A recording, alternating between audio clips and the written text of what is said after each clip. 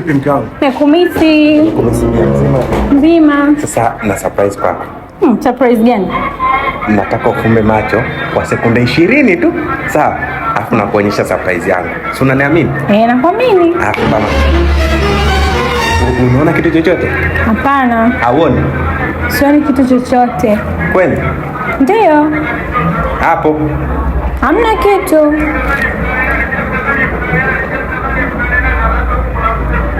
Basi sioni kitu. Sioni kitu chochote.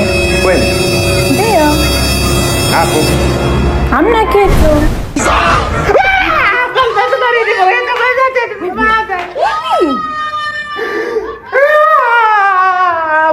Mbona hamna kitu? Kwani kuna nini? Sasa uongee.